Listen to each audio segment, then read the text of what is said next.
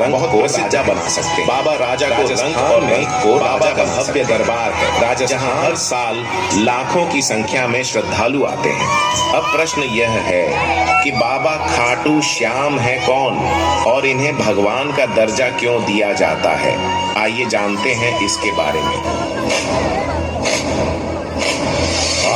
है प्रचंड बोल मस्तकों के झुंड, आज चंद्र की घड़ी की तुम गुहार दो।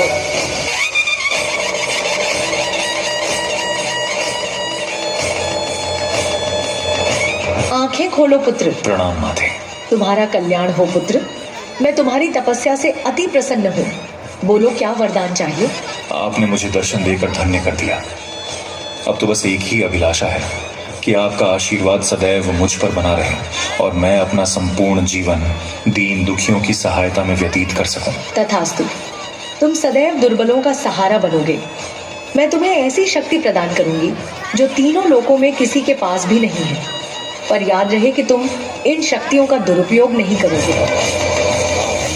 प्रचंड बोल मस्तकों के झुंड, आज चंद्र की घड़ी की तुम गुहार दो। मान मान शान या की जान का हो दान, आज एक धनुष के बाण पे उतार दो। माँ, मैं भी कौरव और पांडव के युद्ध में जाना चाहता हूँ। मेरी युद्ध में जाने की बहुत इच्छा है। पुत्र बर्बरीक, मैं जानती हूँ कि तुम एक महान योद्धा हो, इसलिए मैं तुम्हें रोकूंगी नहीं। पर मुझे वचन दो कि तुम हारे का सहारा बनोगे, इस युद्ध में हारने वाले की तरफ से लड़ोगे। माँ, मैं वचन देता हूँ कि मैं हारने वाले की ओर से लड़ूंगा। प्रचंड बोल मस्तकों के झुंड, आज चंद्र की घड़ी की तुम गुहार दो।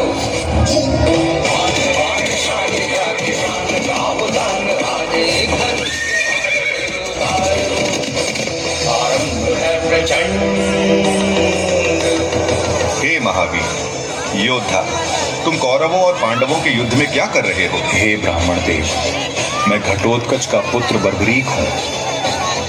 ऐसा कैसे हो सकता है? तुम मात्र 3 बाण से युद्ध में सम्मिलित होने जा रहे हो।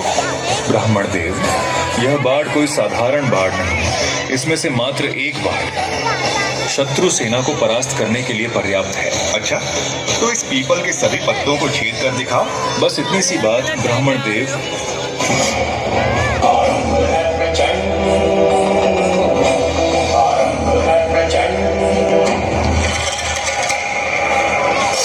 बर्बरीक को रोकने का एक ही तरीका है, मुझे बर्बरीक से उसके शीश का दान मांगना होगा।